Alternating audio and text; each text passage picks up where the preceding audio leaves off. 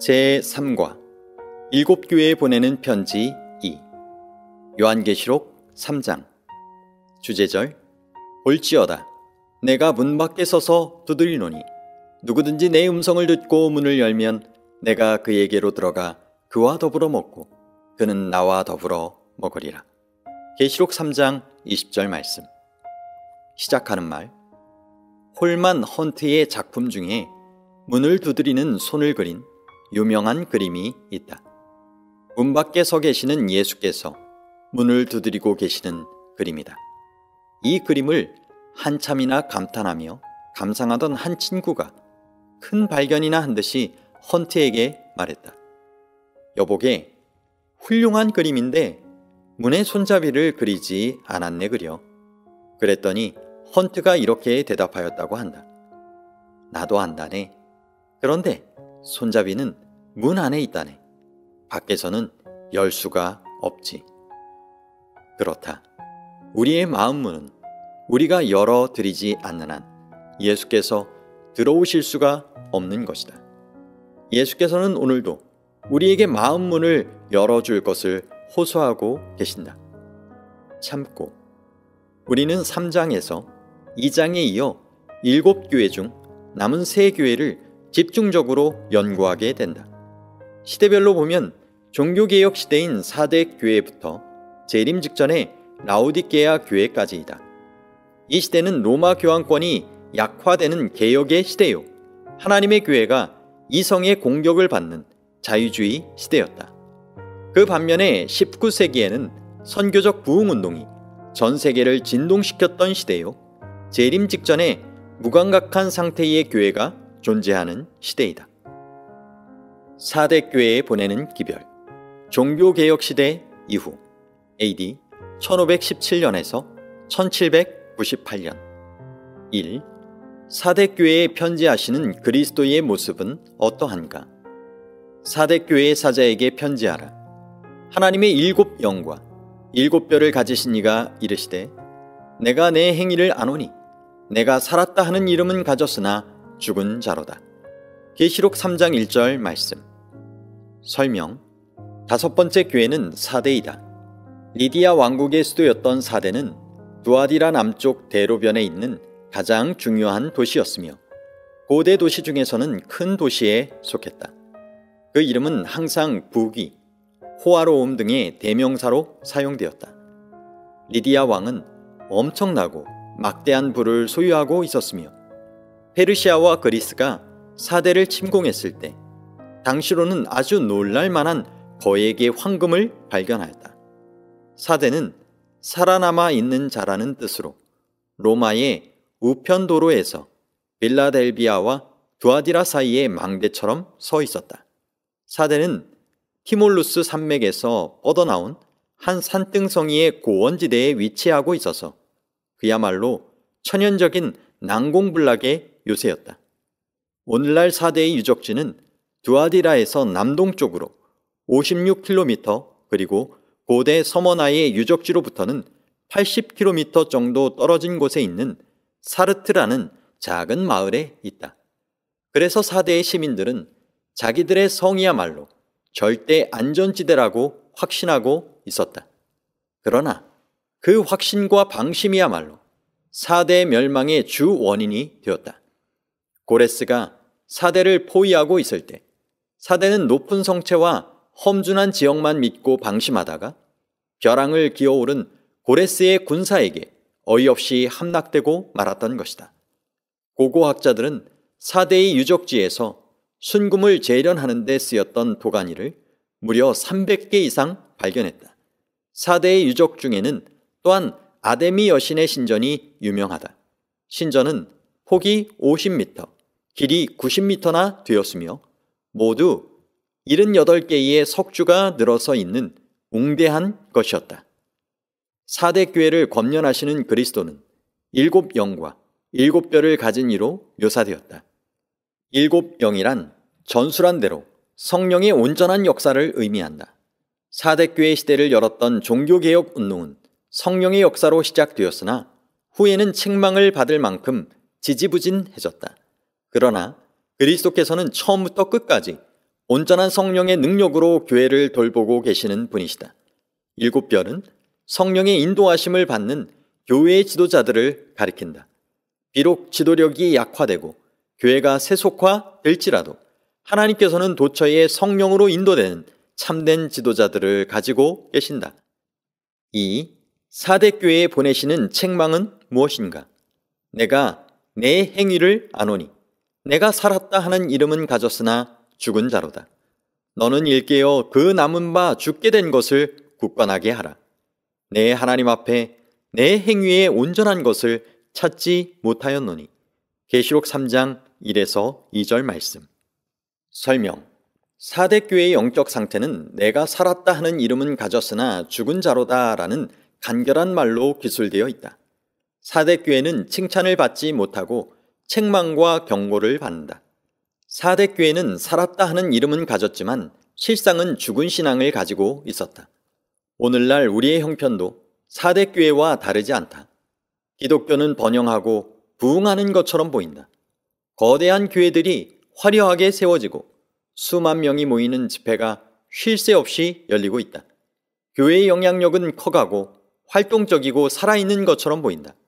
그러나 전반적으로 영적인 면은 쇠퇴해 가고 있다는 것이 올바른 진단이다. 실로 4대 교회야말로 종교개혁 시대의 이유를 나타내는 데 적절한 표상이다. 4대가 그토록 풍부하고 유리한 조건을 가지고 있었던 도시였던 것처럼 4대 교회 시대도 종교개혁의 북소리와 함께 영광스럽게 시작되었다. 독일의 마르틴 루터가 1517년 10월 31일 비텐베르크 교회 문에 로마 교황청의 주장을 반박하는 95개조의 논제를 못 박는 소리는 중세 교황권의 몰락을 알리는 조종이었다. 스위스에서는 쯔빙글리가 루터보다 더 철저한 개혁을 일으켰다. 프랑스에서도 개혁의 바람은 핍박을 받았으나 전국적으로 확산되고 있었다. 그러나 4대 교회는 라오디게아 교회와 마찬가지로 칭찬을 받지 못한 교회였다. 4대 교회는 죽은 교회가 되고 말았다. 4대 교회는 빛을 많이 받은 부유한 교회였지만 하나님의 기대에 미치지 못한 것이다. 신선했던 종교개혁의 열기는 오래가지 못했다. 루터가 종교개혁을 일으킨 지 100년도 못 되어 개신교회는 오직 성경 말씀만 순종하며 살겠다는 최초의 대의 명분을 상실하고 형식주의와 교리 논쟁에 휩쓸려 그 생명력을 잃고 말았다. 그동안 많은 신조가 결정되었으나 그들이 뛰쳐나온 로마 카톨릭의 영향을 완전히 벗어나지 못했다. 또한 17세기와 18세기의 합리주의의 등장은 영적 냉담을 더욱 부채질하였다. 그들의 상태를 살았다 하는 이름은 가졌으나 죽은 자라는 말씀이 정확히 표현하고 있다. 그러므로 그리스도께서는 4대 교회에 내 하나님 앞에 내 행위에 온전한 것을 찾지 못하였다고 말씀하시고 너는 일깨워 그 남은 바 죽게 된 것을 굳게 하라고 권면하신다. 비록 4대 시대의 교회가 온전치는 못하였으나 그리스도는 그들이 완전히 죽었다고 하지는 않으셨다. 그들에게는 종교개혁의 위대한 유산 중 그래도 남은 것이 있었다. 아직도 성경 말씀대로 살고자 하는 열망을 가진 무리가 여기저기 산재에 있었다. 그러나 그 남은 것들도 세월이 흐르면서 죽어가고 있었다. 일깨우라는 말은 각성하고 경계하라는 말이다. 3. 어떻게 회개하라고 하셨는가? 그러므로 내가 어떻게 받았으며 어떻게 들었는지 생각하고 지켜 회개하라. 계시록 3장 3절 말씀. 설명. 4대 교회가 하나님께 받은 엄숙한 사명은 개혁을 진전시켜 영적 암흑 속에 살아왔던 사람들에게 진리의 빛을 높이 드는 것이었다.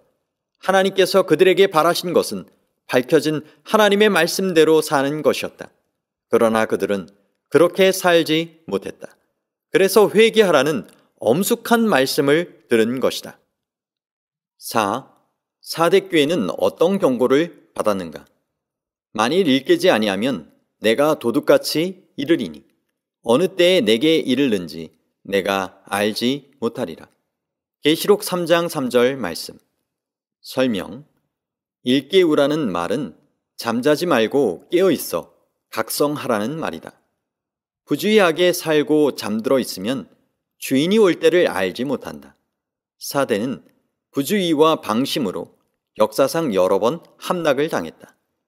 BC 547년 페르시아의 고레스 왕의 특공대는 험한 바위를 타고 올라가 성벽문을 열어 사대성을 점령하였는데 그 순간에 사대의 군사들은 천연적인 이점만을 믿고 놀랍게도 태평스럽게 잠들어 있었다고 한다. BC 218년 안티오쿠스 대왕이 이 성을 또다시 공격해 왔을 때 사대의 군사들은 요새만 믿고 그때에도 방심하고 있었다. 그리스 군대는 야밤을 이용하여 험준한 낭떠러지 언덕을 기어올라 줄을 내려서 성내로 침입하였다. 사대의 멸망은 이 성이 난공불락이라고 과신한데 그 원인이 있었다. 오늘날 많은 사람도 자신을 과신하고 있는 것이 문제다. 인기 있는 담임 목사가 있는 큰 교회에 소속되어 있는 것이 마치 자신의 구원을 보장해 주는 것처럼 자랑스럽게 생각한다. 그러나 사탄은 우리의 약점을 공격한다. 우리가 방심하고 있는 동안 절벽을 넘어온 사탄이 우리의 본거지를 파괴하지 않도록 깨어 준비하는 것이 필요하다. 5. 그러나 사대에는 또한 어떤 사람들이 있었는가? 그러나 사대에 그 옷을 더럽히지 아니한 자 몇 명이 내게 있어 흰 옷을 입고 나와 함께 다니리니 그들은 합당한 자인 연고라. 이기는 자는 이와 같이 흰 옷을 입을 것이요 내가 그 이름을 생명책에서 결코 지우지 아니하고 그 이름을 내 아버지 앞과 그의 천사들 앞에서 시인하리라. 귀 있는 자는 성령이 교회들에게 하시는 말씀을 들을지어다. 계시록 3장 4에서 6절 말씀. 설명. 그러나 사대 교회 시대가 모두 실망스러운 것만은 아니었다. 사대 교회에는 영적 순결을 더럽히지 아니한 신실한 사람들이 남아 있었다. 그들은 자기의 신앙을 굳게 붙잡고 또 타인을 도우며 세상으로 더불어 더럽혀지지 않는 참 종교적 경험을 가지고 있었다. 이기는 자는 흰옷을 입을 것이라고 하였는데 흰옷은 승리를 표상한다. 고대 로마에서도 전승 축하 행사에는 시민들이 흰옷을 입고 나와 승리를 축하했다. 흰옷은 또한 그리스도의 피로 씻어 깨끗하게 된 성도의 옳은 행실이며 하늘 어린 양의 혼인잔치에 참석하는 의인들의 예복이다. 우리의 구속이 성취되는 그날에 구속을 받은 자들만 흰옷을 입게 되는 것이다. 그러므로 흰옷은 우리 스스로 준비하지 못하고 그리스도께로부터 받는 것이다. 그리스도께서는 이기는 자의 이름을 생명책에서 지우지 않겠다고 약속하신다. 생명책은 하늘에 있는 기록책의 하나로 여기에는 구원받은 모든 사람의 이름이 기록되어 있다. 오래지 않아 은혜의 시대가 마치고 두렵고 엄숙한 심판이 있을 것이나 그것도 생명책의 기록을 변경할 수는 없다. 그러나 그 이름이 생명책에서 흐려지는 자는 불못에 던짐을 받고 둘째 사망, 즉 영원한 죽음을 맞이하게 된다. 빌라델비아 교회의 기별. 재림운동 시대 AD 1798년에서 1844년. 6. 빌라델비아 교회에 편지하시는 그리스도는 어떤 모습인가? 빌라델비아 교회의 사자에게 편지하라.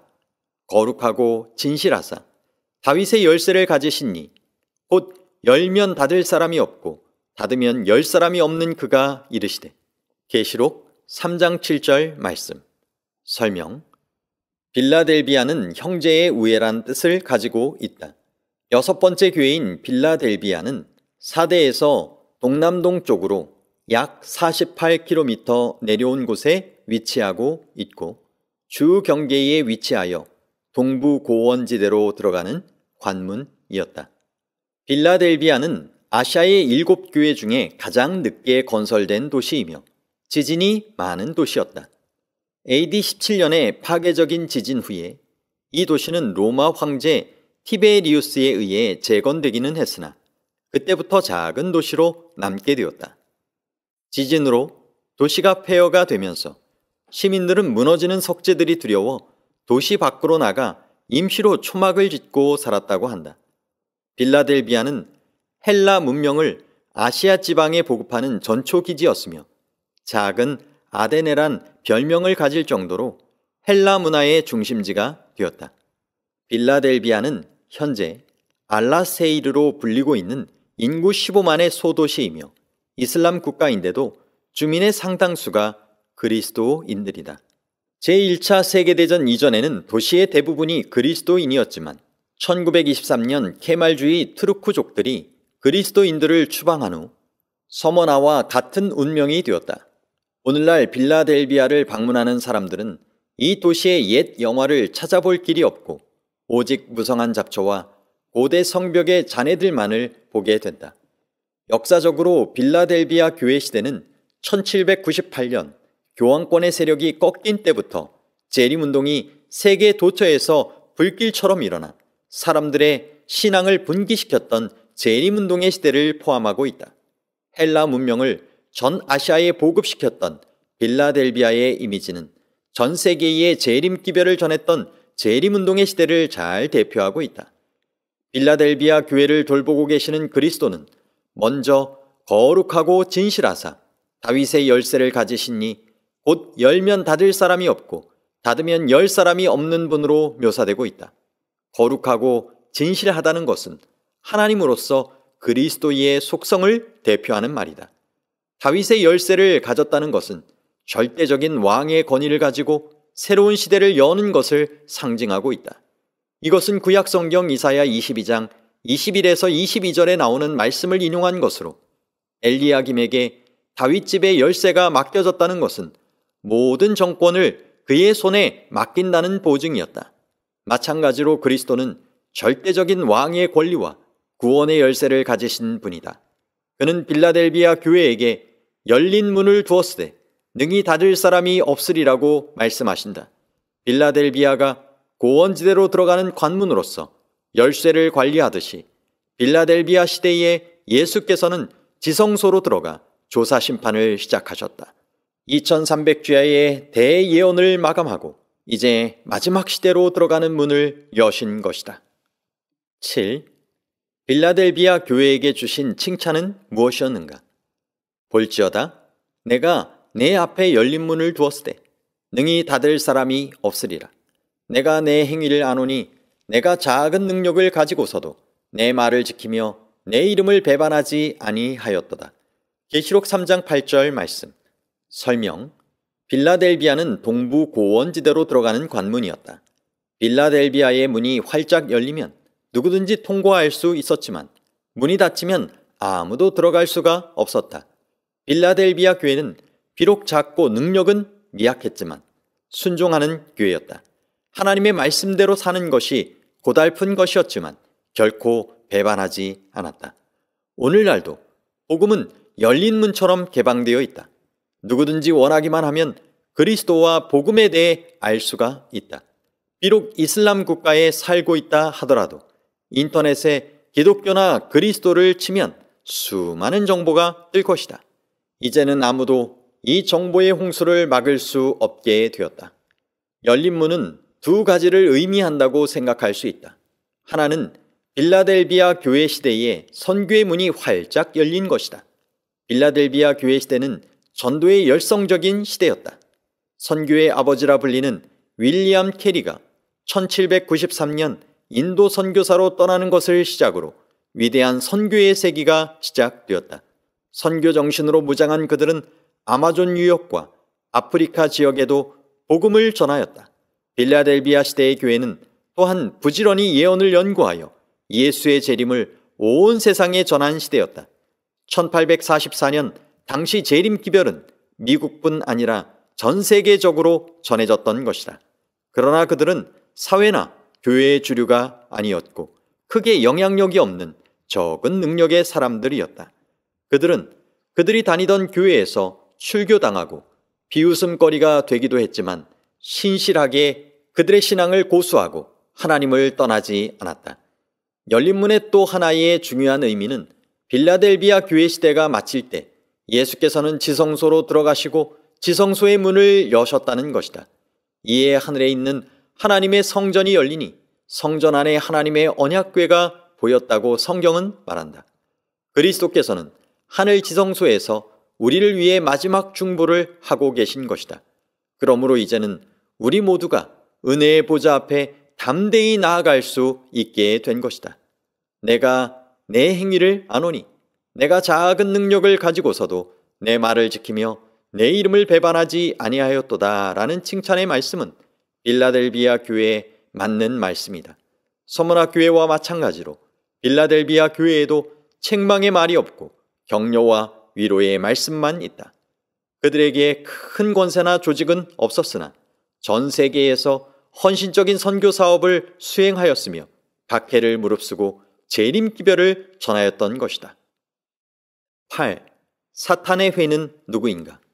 보라, 사탄의 회당 곧 자칭 유대인이라 하나 그렇지 아니하고 거짓말하는 자들 중에서 며칠 내게 주어 그들로 와서 내 발 앞에 절하게 하고 내가 너를 사랑하는 줄을 알게 하리라. 계시록 3장 9절 말씀. 설명. 자칭 유대인이라 하는 사탄의 회란 빌라델비아 교회 시대에 자칭 하나님의 백성이라 하면서도 하나님을 대적한 위선적인 그리스도인들을 말한다. 서머나 교회 시대와 마찬가지로 빌라델비아 교회 시대에도 그리스도인이라 불리면서도 전혀 성격이 다른 사람들이 있었다. 그들은 거짓과 위선으로 교회를 회방하고 참된 그리스도인들을 핍박하였다. 그들은 그리스도인이라기보다는 차라리 사탄의 무리들이었다. 그들은 교회를 위하여 일한다고 주장하지만 사실은 사탄의 일을 하고 있었다. 각 시대를 통하여 교회 안에도 사탄의 회의에 소속된 사람들이 있다. 그들은 자칭 그리스도인이라고 하지만 사실은 그들의 위선적이고도 거짓된 행동으로 하나님께 욕을 돌림으로써 사탄의 일을 하고 있는 것이다. 이것은 무서운 일이다. 그러나 결국은 그들도 자신들의 잘못이 분명히 드러나게 되면 성도들 앞에 굴복하고야 말 것이다. 발 앞에 절하게 하였다는 말은 그들이 참회의 무릎을 꿇고 깨닫게 되었다는 의미라기보다는 하나님의 영광 앞에서 두려워하였다는 말이 더 맞을 것이다. 9. 하나님의 백성에게는 어떤 약속이 있는가? 내가 나의 인내의 말씀을 지켰은즉 내가 또한 너를 지켜 시험의 때를 면하게 하리니 이는 장차 온 세상에 임하여 땅에 거하는 자들을 시험할 때라. 내가 속히 오리니 내가 가진 것을 굳게 잡아 아무도 내 면류관을 빼앗지 못하게 하라. 이기는 자는 내 하나님의 성전의 기둥이 되게 하리니 그가 결코 다시 나가지 아니하리라. 내가 하나님의 이름과 하나님의 성 곧 하늘에서 내 하나님께로부터 내려오는 새 예루살렘의 이름과 나의 새 이름을 그의 위에 기록하리라. 계시록 3장 10에서 12절 말씀. 설명. 예수께서는 신실한 빌라델비아 교회를 지켜주실 것이요 시험의 때를 면하게 해주겠다고 약속하신다. 빌라델비아에 지진이 나면 사람들은 무너지는 거대한 석조 건물 더미에 다치지 않기 위하여 성 밖으로 피난하였다. 그러나 이제 그럴 필요가 없다. 하나님의 약속을 굳게 잡는 사람은 성전의 기둥이 될 것이고 결코 넘어짐이 없을 것이다. 빌라델비아 교회는 인내가 필요한 교회였다. 성도들은 예수께서 곧 오시리라고 믿었지만 바라던 그때에 기다리던 예수는 오시지 않았다. 많은 사람에게 시험이 임했다. 실망과 조롱과 핍박을 견디다 못하여 많은 사람이 교회를 떠났다. 그러나 인내를 가지고 하나님의 말씀을 연구한 사람들은 유익을 얻었다. 시험의 때에 대한 언급은 그러한 극심한 시험에서 면하게 해 주시겠다는 약속이다. 그리스도는 속히 오실 것이다. 두아디라 교회에는 내가 올 때까지 굳게 잡으라는 사명이 주어졌고 사대교회는 만일 일깨지 아니하면 내가 도적같이 이르리니란 경고가 주어졌다. 그리고 빌라델비아 교회에는 내가 속히 오리라고 약속하신 것이다. 시대가 지나감에 따라 재림의 약속은 더욱 절박성을 띠고 있다. 이것은 7교회에 주어진 사명의 어느 부분은 종말 시대에까지 연속되는 것임을 말해주는 것이다. 그리스도가 속히 오신다는 사실은 각 시대를 통하여 진리를 굳게 잡고 있는 성도들에게 큰 용기와 격려를 주었다. 사도 바울은 죽음을 눈앞에 두고도 확신에 넘쳐 외쳤다. 이제 후로는 나를 위하여 의의 면류관이 예비되었으므로 주 곧 의로우신 재판장이 그날에 내게 주실 것이며 내게만 아니라 주의 나타나심을 사모하는 모든 자에게도니라. 그리스도는 또한 이기는 자는 하나님의 성전의 기둥이 되게 하겠다고 말씀하신다. 지진이 휩쓸고 지나가면 대부분의 건물은 무너지고 오직 기초가 든든한 성전의 기둥만 몇 개 남게 된다. 지금도 빌라델비아에 가면 다 무너져 버리고 당시의 기둥만 몇 개 남아 서 있는 것을 볼 수 있다. 그러므로 기둥이 되게 하겠다는 말씀은 빌라델비아 교인들에게는 생생한 표현이었다. 오늘날의 교회에도 이런 기둥 같은 신앙의 사람들이 필요하다. 강력한 지진 같은 외부의 공격이 우리를 흔들어도, 거대한 해일 같은 고난이 밀려와도 무너지지 않고 흔들리지 않으며 유유히 서 있는 기둥 같은 신앙의 사람들을 하나님께서는 좋아하신다. 지진이 발생할 때마다 빌라델비아 사람들은 성 밖으로 나가야 하였으나 하나님께서 이제는 결코 다시 나가지 않게 해주겠다고 약속하시는 것이다. 10. 빌라델비아 교회가 받을 마지막 선물은 무엇인가? 이기는 자는 내 하나님 성전의 기둥이 되게 하리니 그가 결코 다시 나가지 아니하리라. 내가 하나님의 이름과 하나님의 성 곧 하늘에서 내 하나님께로부터 내려오는 새 예루살렘의 이름과 나의 새 이름을 그의 위에 기록하리라. 귀 있는 자는 성령이 교회들에게 하시는 말씀을 들을지어다. 계시록 3장 12에서 13절 말씀. 설명. 하나님의 이름과 새 예루살렘의 이름과 그리스도의 새 이름을 기둥으로 표상된 이기는 자 위에 기록하겠다고 말씀하신다. 이기는 자를 성전의 기둥으로 표상하였으니 그 이름들도 상징으로 해석해야 할 것이다. 하나님의 이름은 무엇을 상징하는가? 성경에서 이름은 개성과 품성을 표상하기 때문에 하나님의 이름이 새겨진다는 말은 하나님의 품성과 창조주의 형상이 이기는 자에게 나타난다는 말이다. 그것은 또한 우리를 하나님의 것으로서 인치신다는 의미이다. 요한은 시온산에 서 있는 14만 4천의 이마에 어린 양의 이름과 그 아버지의 이름이 쓰여진 것을 보았다. 이렇게 하나님의 이름을 가지고 있는 사람들은 하나님의 소유이며 구원받은 백성이다. 새 예루살렘의 이름을 기록하시겠다는 말씀은 그에게 새 예루살렘의 시민권을 부여하겠다는 허락이다. 요한계시록 21장 2절에 보면 하나님께로부터 새 예루살렘 성이 내려오고 있어서 이 예언을 성취하고 있다. 이긴 자들은 마침내 새 예루살렘 성으로 들어갈 특권을 얻을 것이다. 이기는 자에게 주어지는 세 번째 이름은 그리스도 자신의 이름이다. 우리가 하나님의 형상을 나타내게 되고 그의 것으로 인정받으며 새 예루살렘의 시민이 될 수 있는 것은 다 그리스도의 이름을 통해서이다. 우리는 그의 이름으로 기도하며 그의 이름으로 구원을 받는다. 이기는 자에게는 이렇게 엄청난 특권이 있다. 그러므로 예수 믿고 하나님의 자녀가 된다는 것은 취미의 문제가 아니다. 그것은 죽느냐 사느냐가 달린 문제다. 그것은 시간의 문제가 아니다. 사형수에게 살 길을 가르쳐 주어도 시간이 없어서 감옥에서 못 나가겠다고 한다면 얼마나 안타까운 일인가. 라오디게아 교회에게 보내는 기별. 심판의 시기 AD 1844년에서 재림까지. 11. 라오디게아 교회와 그 시대는 어떠하였는가? 설명. 라오디게아는 빌라델비아에서 남동쪽으로 72km, 에베소에서 동쪽으로 160km쯤 떨어진 곳에 위치하고 있는 도시였으나 지금은 언덕 위에 유적만 남아있다. 라오디게아는 소아시아 무역의 중심지이며 부유하고 사치스런 도시였다. 그들의 부는 섬유 제품의 직조 산업에서 왔다. 엄청난 수의 검은 양떼가 사육되는 지역에 위치한 라오디게아는 고급 옷감과 카펫의 제조에 쓰이는 검은 양모의 산지로 유명하였으며 그것의 수출로 막대한 재물을 끌어모았고 금과 은을 모아놓는 은행 제도가 발달하여 금융의 중심지로도 알려졌다. 또한 라오디게아는 유명한 부르기아산 안약 제조로 명성을 떨쳤으며 의학이 발달하여 의과 대학으로도 유명하였다. 라오디게아의 부에 대한 자만심은 하늘을 찌를 듯하였다. 기원 후 60년에 있었던 강력한 지진으로 라오디게아와 주변 도시들이 파괴되었을 때 다른 도시들은 황제의 지원을 받았으나 자부심 많고 부유한 라오디게아 시민들은 자신들의 재물로 그 도시를 재건하는 데 충분하다고 말하면서 황제의 제안을 정중히 거절하였다. 요한계시록이 쓰여질 당시 이 지역은 지진이 많이 나는 곳이었으며 여기저기 온천수가 솟아 나오고 있었다.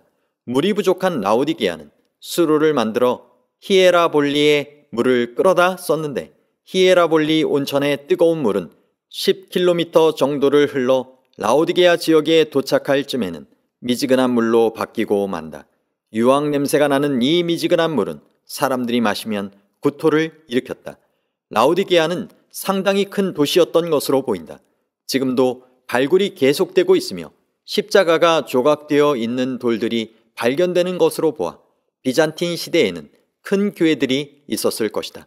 가까운 히에라볼리도 상당히 큰 규모의 원형 극장을 가지고 있을 만큼 큰 도시였으나 7교회는 라오디게아만 들어간 것을 보아 라오디게아에 더 큰 그리스도인 집단이 있었다고 보여진다. 시대적으로 생각하면 라오디게아 교회 시대는 AD 1844년부터 세상 끝에 이르는 때로서 드디어 죄악 세상의 역사가 맞춰지는 시대이기 때문에 가장 중요하다고 하겠다. 라오디게아라는 이름은 의로운 백성 혹은 백성을 심판하다란 뜻을 가지고 있는데 이는 실로 하늘에서 심판할 때가 이르렀음을 경고하는 새 천사의 기별이 온 땅에 전해지고 있는 현 시대를 상징하는 이름으로 가장 적합하다. 의로운 백성이라는 이름은 일견 라오디게아 교회의 신자들과는 어울리지 않는 것처럼 보이나 라오디게아 교인들이야말로 그리스도의 의가 전적으로 필요한 사람들이며 또한 그리스도께서 그들을 버리지 않으시고 흰옷을 입혀주시기를 원하시는 것을 생각하면 이상한 일이 아니다. 우리는 지금 재림전 최후의 교회 라오디게아 교회 시대에 살고 있다. 그러므로 라오디게아 교회에 주시는 말씀들은 오늘날 우리에게 주는 기묘한 경고로 가득 찬 엄숙한 기별인 것이다. 12. 라오디게아 교회에 편지를 보내시는 그리스도의 모습은 어떻게 세 가지로 묘사되었는가? 라오디게아 교회의 사자에게 편지하라. 아멘이시요 충성되고 참된 증인이시요 하나님의 창조의 근본이신 이가 이르시되. 계시록 3장 14절 말씀. 설명. 첫째로 예수 그리스도는 아멘이신 분이시다. 아멘은 히브리어로 진실로라는 뜻이다. 보통 설교나 기도의 끝부분에 화답하는 말로 많이 쓰이며 어느 나라든지 번역하지 않고 그대로 쓴다. 여기서 예수 그리스도를 아멘이라고 칭한 것은 그분이 진실하신 분임을 강조한 것이다. 라오디게아 교회는 세상이 끝나기 전 마지막 교회이다. 이제 그분의 모든 말씀은 진실로 이루어질 것이다. 둘째로 그리스도는 충성되고 참된 증인이시다. 요한계시록 1장 5절에도 예수 그리스도를 충성된 증인으로 죽은 자들 가운데에서 먼전하시고 땅의 임금들의 머리가 되신 분으로 묘사하고 있다. 왜 예수께서 충성되고 참된 증인이 되시는가? 그분은 하나님이 어떤 분이심을 우리에게 가르쳐 주시는 하나님의 충성되고 참된 증인이시다. 그분은 또한 우리를 우리 자신보다도 더 잘 아시며 우리를 위해 친히 죽음을 택하셨기 때문에 심판날 우리의 충성되고 참된 증인이 되실 분이시다. 셋째로 예수 그리스도는 창조의 근본이 되시는 분이다. 그분은 창조의 시작이 아니라 창조를 시작한 분이시요 창조의 근원이 되시는 분이다. 라오디게아 교회를 대표하는 19세기부터 현재에 이르기까지 창조로는 회방을 당하고 인기가 없었다. 반면에 다윈의 진화론은 전 세계에서 정설로 받아들여지는 분위기였다.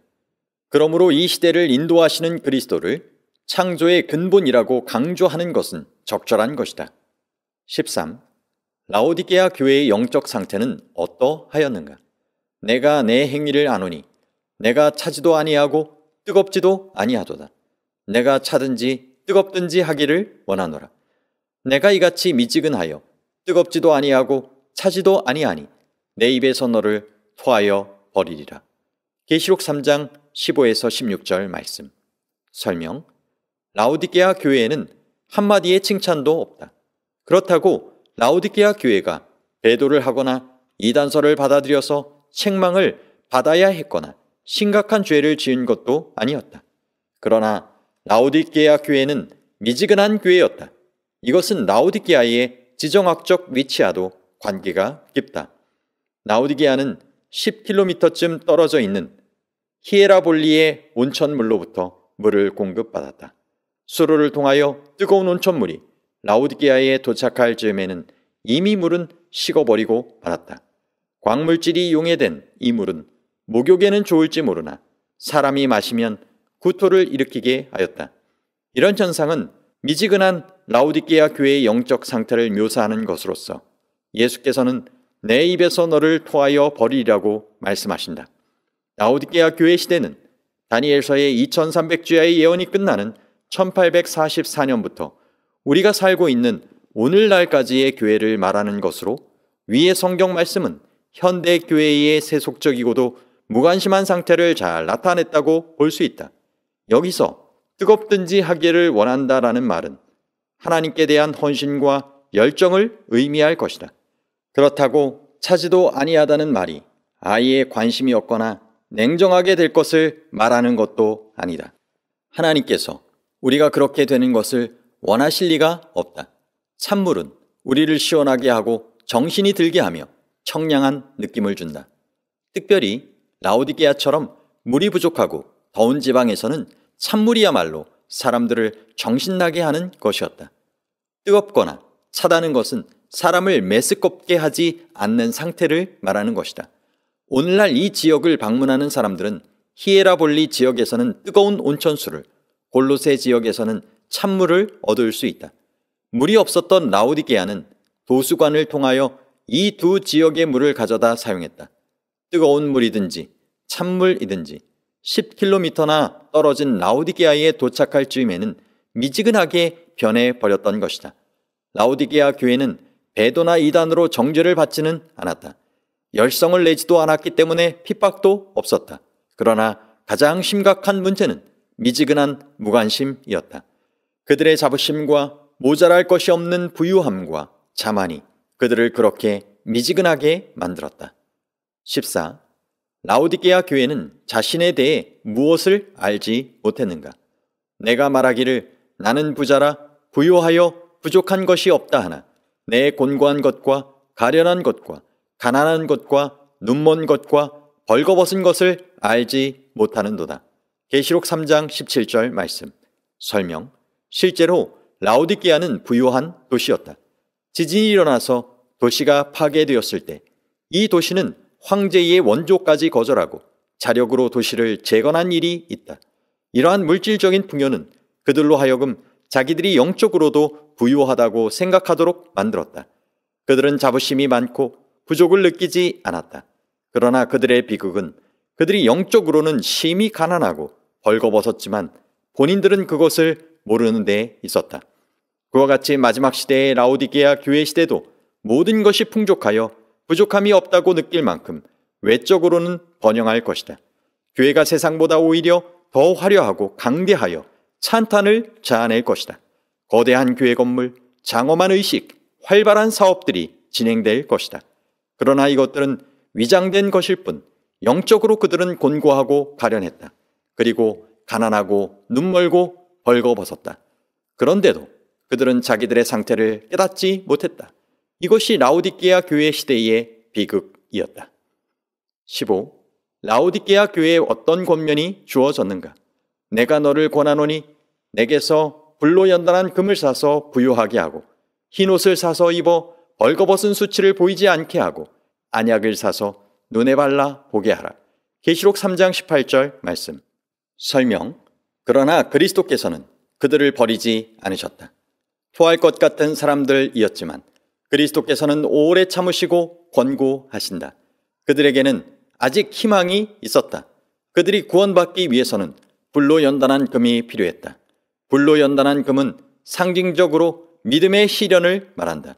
금은 원래 뜨거운 불과 독한 시약으로 연단해야 순수하게 되는 것인데 라오디게아 시대는 핍박이 없었으므로 그들의 믿음과 품성은 연단되지 않았다.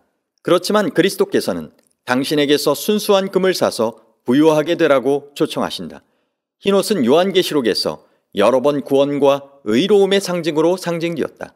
검은 양모의 산지로 유명한 라오디게아였지만 흰옷은 사람들이 만들어낼 수 없고 오직 그리스도만이 주실 수 있으시다.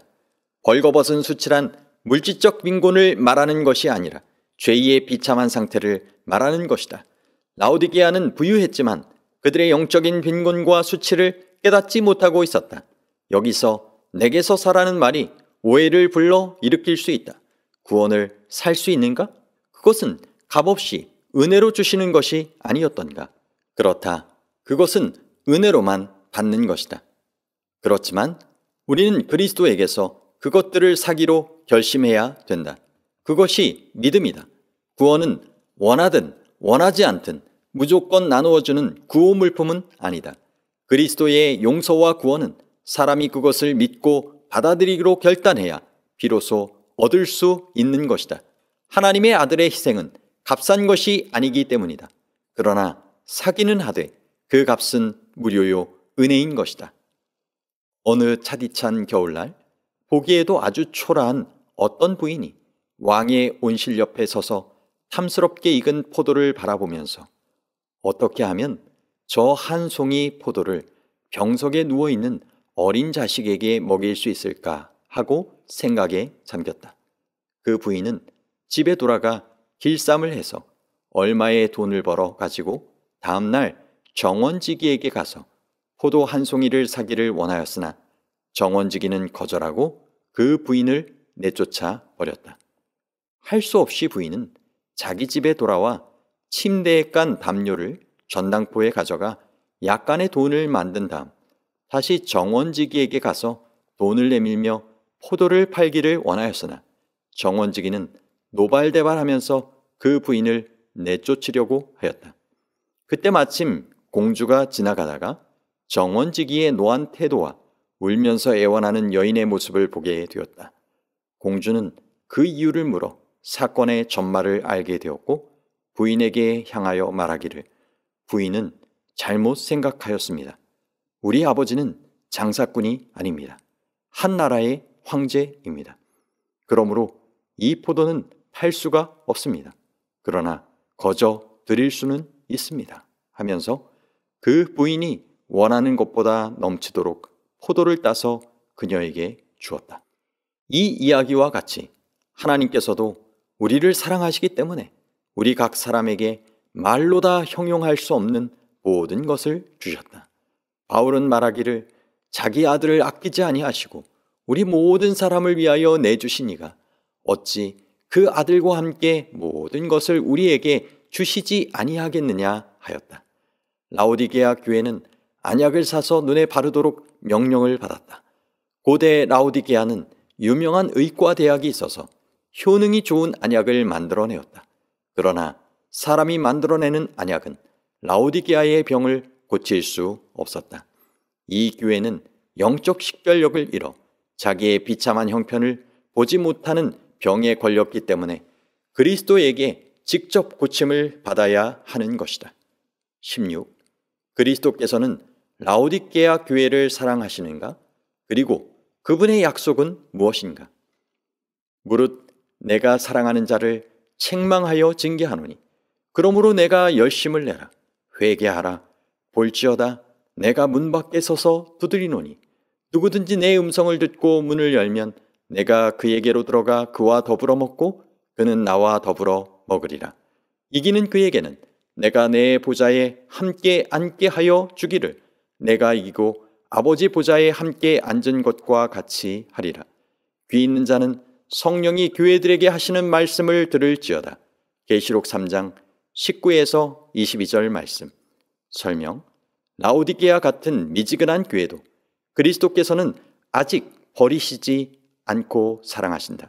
오직 빌라델비아 교회와 라오디게아 교회만이 그리스도에게서 사랑한다는 말을 들었다. 사랑하기 때문에 책망하고 징계하시는 것이다. 그분은 절망적인 상태에서도 희망을 보신다. 그러므로 라오디게아 교회는 희망이 있다. 그러나 그들은 열심을 내고 회개하여야 한다. 그분의 참으심과 사랑을 이용하면서 그대로 살아가면 안 된다. 그러면 마침내 토하여 버림을 당할 것이다. 라오디게아 교회는 우리가 사는 이 마지막 시대를 표상하기 때문에 이 교회에 주신 기별은 그대로 우리에게 주시는 권면이다. 문 밖에 서서 두드린다는 표현만큼 우리를 향하신 그리스도의 절절한 사랑과 참으심을 잘 나타내는 말도 없을 것이다. 우리는 여기서 그리스도의 모습을 몇 가지 깨달아 알 수 있다. 첫째로, 그분은 우리를 찾아오시는 분이시다. 때때로 우리는 무관심하고 도망치지만 그분은 언제나 우리 곁에 서 계신다. 둘째로, 그분은 우리를 찾아오시어 기다리시기는 하지만 강제로 우리에게 들어오시지는 않는다는 사실이다. 우리가 마음문을 열 때까지 문 밖에서 기다리신다. 그러므로 우리는 즉각 우리의 마음을 열고 그리스도를 영접하여 안으로 들어오시도록 해야 되겠다. 셋째로, 우리가 감사하는 것은 우리가 뜨뜻미지근하여 영적인 관심이 없을 때에도 그리스도께서는 우리 마음문을 끊임없이 두드리고 호소하면서 기다리고 계신다는 사실이다. 누구든지 내 음성을 듣고 문을 열면 내가 그에게로 들어가 그와 더불어 먹고 그는 나와 더불어 먹으리라는 표현도 그리스도의 사랑을 잘 나타내고 있다. 그분은 상대를 가리지 않으신다. 누구든지 문을 열기만 하면 그리스도를 만날 수 있다. 그분은 강제로 하지도 않으시고 문을 열 때까지 호소하면서 기다리고 계신다. 그러나 문을 열기만 하면 그분은 즉각 우리의 가장 친밀한 분이 된다. 그와 더불어 먹고 그는 나로 더불어 먹는다는 것은 정다운 식사 장면을 떠올리게 한다. 함께 먹는 것보다 더 친밀한 관계가 없다. 하나님께서 우리를 절친한 친구처럼 대하시는 것이다. 단 하나의 조건만 요구하신다. 그것은 우리 마음 문을 여는 것이다. 그리고 그리스도께서 우리 안에 들어오시기만 하면 모든 것이 새로워지는 것이다. 이기는 자에 대한 상급과 약속은 실로 엄청난 것이다. 즉 만왕의 왕이신 그리스도의 보좌에 그와 같이 앉는 것이다. 함께 왕노릇하는 것이다. 이것은 피조물로서는 최고의 영광이다. 그리스도는 지금 하늘에서 지극히 크신 이의 보좌 우편에 앉으셨다. 이 지위는 그가 죄 없는 생애로서 사탄에게 승리하였으며 우리를 구원하시려고 십자가상에서 그 생명을 바치신 때에 받은 것이다. 그러므로 우리도 그리스도와 함께 영광에 동참하기 위하여 함께 고난당하는 것을 오히려 기뻐해야 할 것이다. 일곱 교회는 모두 고난을 당하는 교회였지만 그들에게 주어진 약속은 매우 풍성하였다. 생명과를 먹는 것, 둘째 사망의 화를 받지 않는 것, 감추인 만나, 흰돌, 새 이름, 모든 백성을 치리하는 권위, 새벽별, 흰옷, 그 이름을 생명책에서 도말치 않고 아버지 앞에 진술하는 것, 성전의 기둥, 하나님과 새 예루살렘의 이름, 하나님 보좌에 앉는 것 등에 대한 약속들은 고난 중에서도 하나님을 믿고 따르는 자들에게 주어지는 무상의 특권이며 약속이다. 17. 일곱 교회에 보내는 기별에서 어떤 교훈들을 얻을 수 있는가? 설명. 일곱 교회는 그 당시의 소아시아, 즉 지금의 터키에 있었던 실제의 도시들이며 그 교회들에게 보낸 편지이다. 편지의 문체는 각 도시의 특징과 사정들을 반영하고 있으며 구약의 표상들과 이미지를 사용하여 그 당시의 그리스도인이면 누구나 이해할 수 있게 평이한 문장으로 쓰여졌다. 그러나 그 편지들은 시공을 초월하여 21세기에 사는 오늘날의 우리에게 주는 권면이기도 하다. 일곱 개의 편지들은 시작과 끝이 모두 동일하다. 모든 편지는 그리스도를 소개하면서 시작되고 성령이 교회들에게 하시는 말씀을 들을 것을 호소하는 것으로 끝나고 있다. 그리고 그 사이에는 각 교회의 특징과 상황에 맞는 책망과 권면들이 들어있다. 교회를 돌보시는 예수께서는 각 교회와 개인의 사정들을 다 아신다. 그는 에베소 교회가 첫사랑을 버릴 것도 아시고 서머나 교회의 환난과 궁핍도 아신다. 그분은 버가모 교회가 죽음 앞에서도 믿음을 버리지 않을 것을 잘 아시며 두아디라 교회가 이세벨의 행위를 용납하는 것을 불꽃 같은 눈으로 보셨으며 사대 교회가 영적으로 죽은 것을 슬퍼하신다. 예수께서는 빌라델비아 교회가 인내의 말씀을 지킨 것을 잘 아시며 라오디게아 교회의 뜻든 미지근함을 통탄히 여기시고 문을 두드리시며 권면하신다. 그분은 오늘날 우리의 사정도 잘 아는 분이시다. 7교회에 보내는 기별 속에는 점점 심화되는 책망이 있다. 7교회는 점점 더 영적으로 쇠퇴하고 있다. 처음 3교회는 그래도 신실한 편이었고 4번째 두아딜라 교회는 신실함과 영적 타락이 같이 있었고 나머지 3교회는 점점 더 복음에서 떠나게 되고 라오디게아 교회는 마침내 내 입에서 너를 토하여 버리리라는 무서운 책망까지 듣게 된다. 그러나 7교회에는 약속도 점점 풍성하고 많아진다. 죄가 더한 곳에 은혜가 더욱 넘치는 것이다. 각 교회는 그전 교회보다 더욱 강한 약속을 받는다. 에베소 교회에는 생명나무의 과실이 약속된다. 서머나 교회에는 생명의 면류관과 둘째 사망으로부터의 구원이 약속되어 있다. 버가모 교회에는 삼중의 약속, 즉 감추인 만나와 흰돌과 새 이름이 주어지며 두아디라 교회는 만국을 다스리는 권세를 받는다. 빌라델비아 교회는 하나님 성전의 기둥이 될 것이고 라오디게아 교회에서는 우리가 그리스도와 함께 보좌에 앉아 있을 것이라는 최고의 약속이 있다. 그러나 한 가지 우리가 명심해야 할 것은 이 모든 약속이 다 이기는 자에게 주어지는 상급이라는 것이다. 마지막으로 7교회에 보내는 기별은 요한계시록의 다른 사건들과 뗄 수 없는 깊은 관계를 가지고 있다는 사실이다. 즉 7교회는 7인이나 7나팔과 밀접한 관계가 있으며 그 시대적 구분도 일치하는 것을 앞으로 공부하면서 확인할 수 있을 것이다. 명상할 문제. 우리의 삶은 하나님이 보시기에 토할 것 같은 누추한 삶이지만 하나님께서는 우리를 결단코 버리지 않으신다. 토하는 대신에 끊임없이 권하시고 버리는 대신에 우리에게 사랑을 고백하신다. 그리고 우리가 마음 문을 열기만 하면 우리에게 들어와 우리의 구주가 되시려고 우리 마음 문 밖에서 두드리며 기다리고 계신다. 우리가 할 일은 문을 열고 그분을 모셔드리는 것뿐이다. 할 일은 간단하지만 그 상은 엄청나다. 하나님의 자녀는 하늘의 보좌에 아버지와 함께 앉을 수 있을 것이다.